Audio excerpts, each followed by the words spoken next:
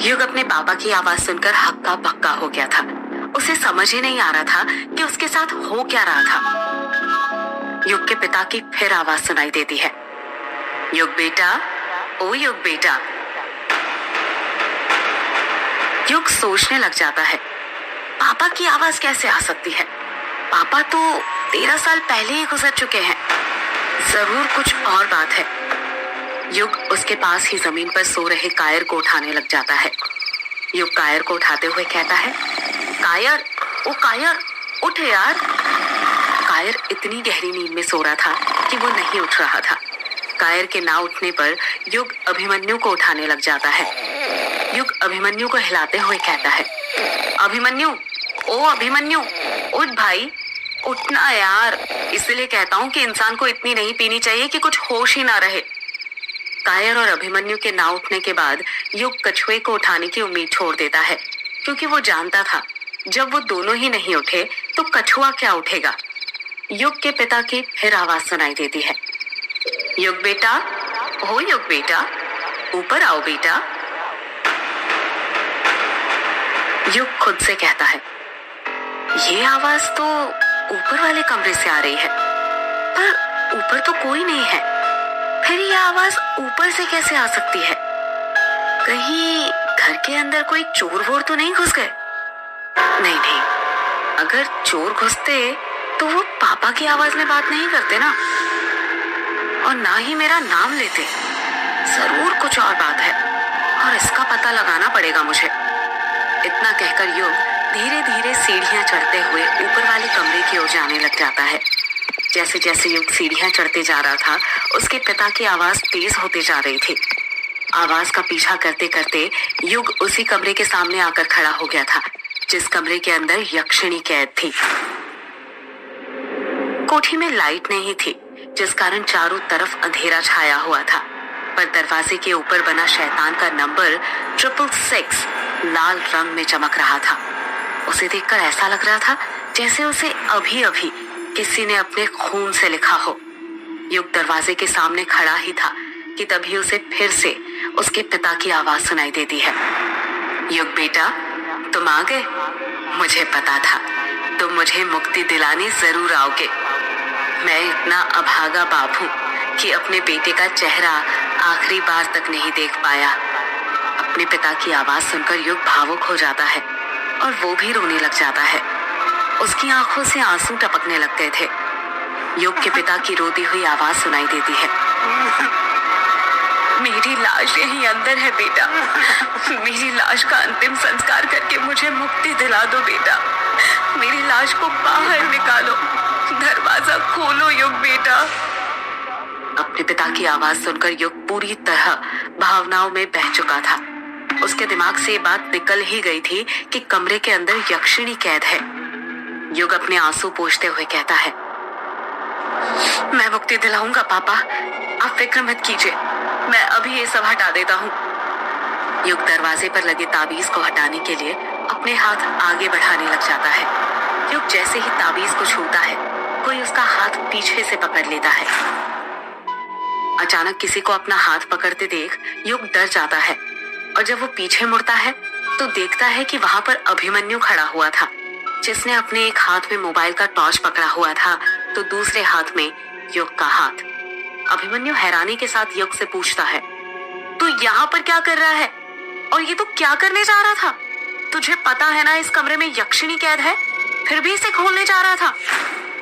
युग अभिमन्यु को समझाते हुए कहता है, अभिमन्यु, तू आ गया, अच्छा हुआ तू आ गया। तुझे पता है इस कमरे में मेरे पापा की लाश है और वो चाहते हैं कि मैं उनकी लाश निकालूं और उन्हें मुक्ति दिलवा दूं। ये क्या बकवास कर रहा है तू? बकवास नहीं यार, मैं सच कह रहा हूँ, मैंने अभी अपने पापा की आवाज सुनी। अभिमन्यु हंसते हुए कहता है, यार पीकर हम तीनों ने रखी है और चढ़ तुझे रही है। अभिमन्यु ने इतना कहा ही था कि तभी युग के पिता की आवाज सुनाई देती है, युग बेटा, दरवाजा खोलो बेटा, मेरी लाश को निकालो यहाँ से, दरवाजा खोलो बेटा। युग के पिता की आवाज सुनकर अभिमन्यु के भी होश उड़ जाते हैं। उसने जितनी विस्की पी रखी थी सारी एक बार में ही उतर जाती है। अभिमन्यु डरते हुए कहता है, यार तू तो सच कह रहा था, आवाज सच में सुनाई दे रही है। मुझे भी दी। वही तो कह रहा हूँ यार, और आवाज इस दरवाजे के पीछे से आ रही है। पर इस कमरे में तो यक्षिणी है ना। युग और अभिमन्यु के बिल्कुल समझ में नहीं आ रहा था कि वो दोनों क्या करे। दोनों एक दूसरे की सूरत घूरते जा रहे थे। दोनों डर के मारे पसीने से लथपथ हो गए थे। फिर युग के पिता की आवाज सुनाई देती है, युग बेटा, युग बेटा, दरवाजा खोलो बेटा। अपने पिता की आवाज सुनकर युग फिर भावुक हो जाता है और अभिमन्यु से कहता है, यार पापा आवाज दे रहे हैं, मुझे दरवाजा खोलना पड़ेगा, उनकी लाश को बाहर निकालना पड़ेगा और उन्हें मुक्ति दिलानी पड़ेगी। अभिमन्यु युग को समझाते हुए कहता है, नहीं युग, वो तेरे पापा की आवाज नहीं है। नहीं अभिमन्यु, वो मेरे पापा ही है। मैं अपने पापा की आवाज पहचान सकता हूँ।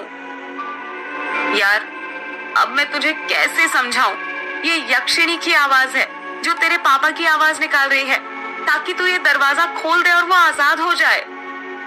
नहीं अभिमन्यु, ये यक्षिणी वक्षिणी नहीं है, ये मेरे पापा की आवाज है और वो चाहते हैं कि मैं उनकी लाश निकालकर उनका अंतिम संस्कार करके उन्हें मुक्ति दिला दूं। योग, ये यक्षिणी की एक चाल है, समझ मेरी बात को। मैं तुझे बताता हूँ, आत्माएं ज्यादातर वही बात दोहराती है जो काम उन्हें अपने शिकार से करवाना होता है। और तूने एक बात नोटिस की कि जब से तेरे पापा की आवाज आ रही है, वो एक ही बात बार बार बोल रहे हैं, और वो ये है कि युग बेटा दरवाजा खोलो, युग बेटा दरवाजा खोलो, क्योंकि वो तेरे पापा नहीं यक्षिणी है। वो चाहती है तू दरवाजा खोले और वो बाहर निकले। नहीं अभिमन्यु, वो यक्षिणी नहीं है, वो मेरे पापा की आवाज है। वो चाहते हैं कि मैं दरवाजा खोलकर उनकी लाश बाहर निकालूं। फिर युग के पिता की आवाज सुनाई देती है, युग बेटा दरवाजा खोलो बेटा। युग के पिता की इतनी सी आवाज सुनाई ही दी थी कि फिर अंदर से कोई दरवाजा ठोकने लग जाता है। कोई अंदर से जोरों से दरवाजा ठोक रहा था। दरवाजा हिलता हुआ देखकर अभिमन्यु डर जाता है और डरते हुए कहता है, देख युग, यहाँ पर रुकना ना ठीक नहीं है। मैंने पहले ही कहा था, जहाँ पर आत्माएं होती हैं वहां पर नॉनवेज नहीं खाना चाहिए, वरना उनकी उत्तेजना बढ़ जाती है। ये सब उसी का असर है। हमें यहाँ पर और नहीं रुकना चाहिए। चल मेरे साथ नीचे चल। अभिमन्यु लगातार कुछ न कुछ बोले जा रहा था, पर युग पर उसकी बातों का जरा सा भी असर नहीं हो रहा था। युग अपने पिता की आवाज सुनकर इतना भावुक हो गया था कि वो भूल गया था कि क्या सही है और क्या गलत। युग के कानों में बार बार उसके पिता की आवाजें गूंजे जा रही थी, युग बेटा दरवाजा खोलो, युग बेटा दरवाजा खोलो। युग दरवाजे पर लटक रहे ताले को अपने हाथ में पकड़ता है और उस पर बंधे अलग अलग धर्मों के ताबीज और लाल कपड़ा हटाने लग जाता है। अभिमन्यु युग को रोकते हुए कहता है, ये तू क्या कर रहा है युग? रुक जा, ऐसा मत कर, वरना तू सोच भी नहीं सकता क्या हो जाएगा। अभिमन्यु के समझाने पर भी युग नहीं समझता और वो सारे ताबीज दरवाजे से निकालकर फेंक देता है। अभिमन्यु हकलाते हुए कहता है, ये क्या किया तूने युग? तुझे जरा भी अंदाजा है अब क्या अनर्थ होगा? युग ने ताबीज तो निकाल दिए थे, पर उसके समझ नहीं आ रहा था कि वो ताला कैसे तोड़े। ताला तोड़ने के लिए युग अपने आसपास कुछ ढूंढने लग जाता है जिससे वो ताला तोड़ सके। अभिमन्यु फिर युग को समझाते हुए कहता है, रुक जा युग, अभी भी वक्त है। दरवाजा खोलने की जिद छोड़ दे। ये सब ठीक नहीं है। ये तू क्या ढूंढ रहा है? तू मेरी बात क्यों नहीं सुन रहा है? मैं कुछ कह रहा हूँ तुझसे। युग अभिमन्यु की बात पर कुछ भी ध्यान नहीं दे रहा था। ऐसा लग रहा था जैसे वहां पर अभिमन्यु हो ही ना, सिर्फ युग अकेला हो। युग को फर्श पर ही एक हथौड़ा पड़ा मिल जाता है। वो उसे उठाकर दरवाजे के पास जाने लग जाता है। युग को दरवाजे के पास जाता देखकर अभिमन्यु समझ जाता है कि वो हथौड़े से ताला तोड़ने जा रहा है। इसलिए अभिमन्यु उससे पहले ही दरवाजे के सामने जाकर खड़े हो जाता है और युग को रोकते हुए कहता है, नहीं युग, मैं तुझे दरवाजा नहीं खोलने दूंगा, चाहे कुछ भी हो जाए। युग गुस्से में कहता है, देख अभिमन्यु, मेरे सामने से हट जा, वरना मुझे भी नहीं पता आज मेरे हाथों से क्या हो जाएगा। मुझे दरवाजा खोलने दे, समझा? नहीं युग, मैं तुझे ये दरवाजा नहीं खोलने दूंगा। अगर दरवाजा खुल गया ना तो यक्षिणी बाहर आ जाएगी, और यदि एक बार यक्षिणी बाहर आ गई तो फिर सब बर्बाद हो जाएगा। गांव में फिर से मर्दों के शिकार होने शुरू हो जाएंगे। युग अभिमन्यु को हथौड़ा दिखाते हुए कहता है, देख अभिमन्यु, मैं आखिरी बार बोल रहा हूँ, हट जा मेरे सामने से, वरना। अभिमन्यु भी गुस्से से कहता है, वरना क्या युग? ये हथौड़ा तू मुझ पर मारेगा? मारना है तो मार दे, पर मैं कहता हूँ कि मैं यहाँ से नहीं हटने वाला। मैं तुझे ये दरवाजा नहीं खोलने दूंगा। युग जानता था कि अभिमन्यु बचपन से ही बहुत जिद्दी है और वो दरवाजे के सामने से नहीं हटने वाला। इसलिए वो अभिमन्यु को दरवाजे के सामने से हटाने की दूसरी तरकीब सोचने लग जाता है और कहता है, अभिमन्यु, उस दिन जब तू मुझे काला झाड़ी जंगल में मिला था तो तू अपने इलेक्ट्रोमैग्नेटिक फील्ड मीटर से भूत को खोज रहा था ना? अभिमन्यु हैरानी के साथ कहता है, हाँ, तो तू ये सब बातें अभी क्यों कर रहा है? युग प्यार से अभिमन्यु को समझाते हुए कहता है, तो यार, भूत पकड़ने का इससे अच्छा मौका और कहाँ मिलेगा तुझे? देख, तुझे भी पता है और मुझे भी कि अंदर कुछ ना कुछ तो है, और तू तो एक पैरानॉर्मल एक्टिविटी एक्सपर्ट है।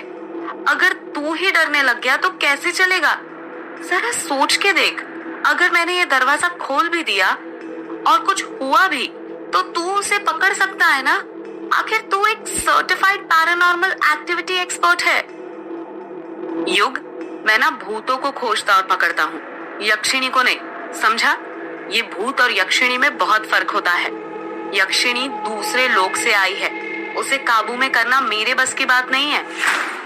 युग गुस्सा करते हुए कहता है, एक बात बता, तू सच में पैरानॉर्मल एक्टिविटी एक्सपर्ट है ना? कहीं झूठ मूठ की डींगे तो नहीं आपता? मुझे तो लगता है तुझे वो पैरानॉर्मल सोसाइटी वालों ने ना धक्के मार के निकाल दिया होगा तेरे इस डर के कारण, तभी तो तू यहाँ पर आया है, डरपोक कहीं का। अगर ऐसे ही चलते रहा ना तो तू जिंदगी में कभी आगे नहीं बढ़ पाएगा।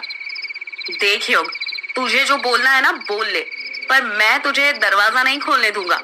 तू चुपचाप हथौड़ा मुझे दे दे, वरना मैं नीचे जाकर कायर और कछुए को भी उठा दूंगा, और फिर वो दोनों तेरी इस हरकत के लिए तुझे कभी माफ नहीं करेंगे, ना ही तेरे स्टार्टअप में तेरी कोई मदद करेंगे।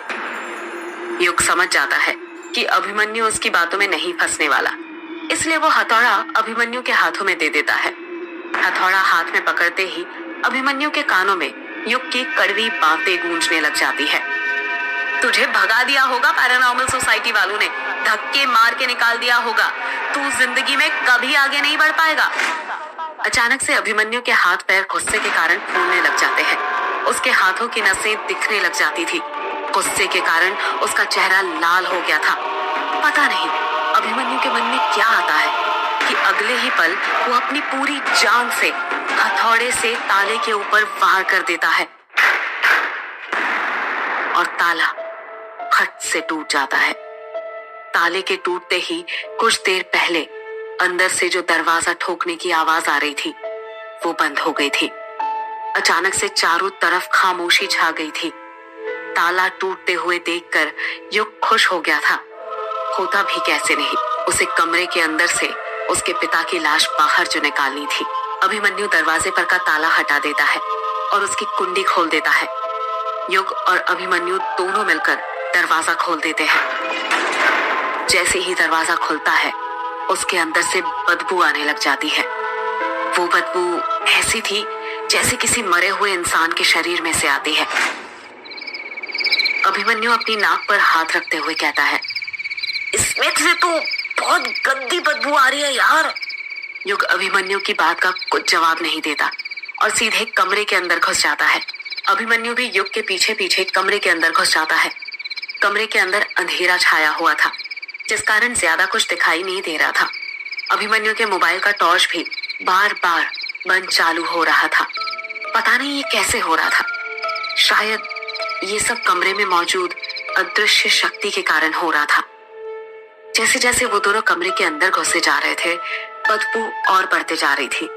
वो बदबू उनके नाक के नथुनों में पूरी तरह घुस चुकी थी।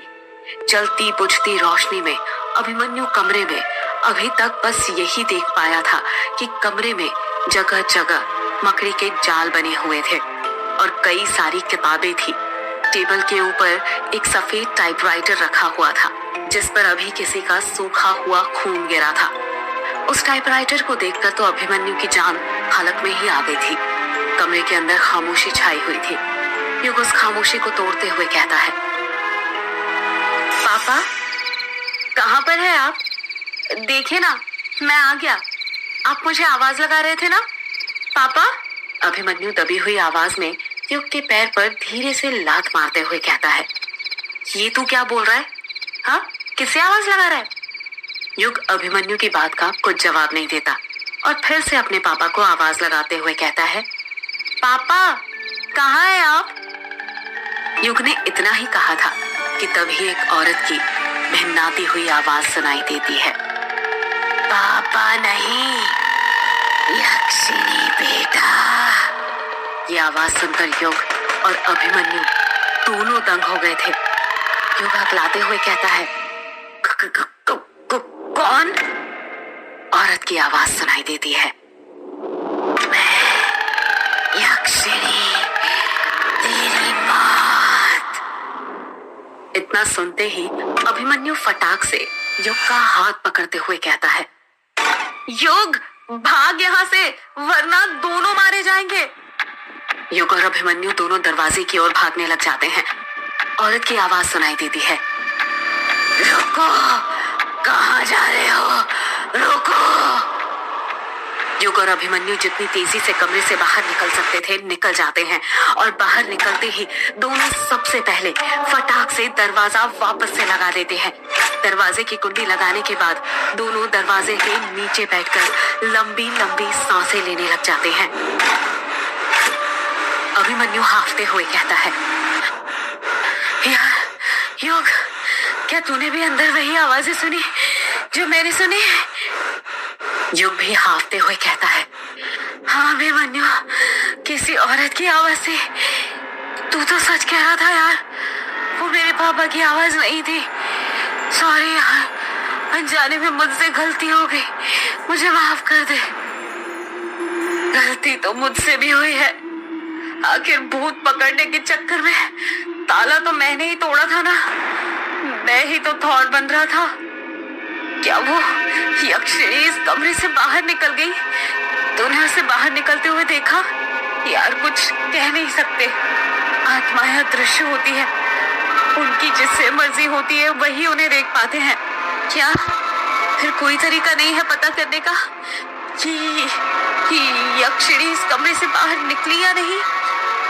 एक तरीका है। क्या?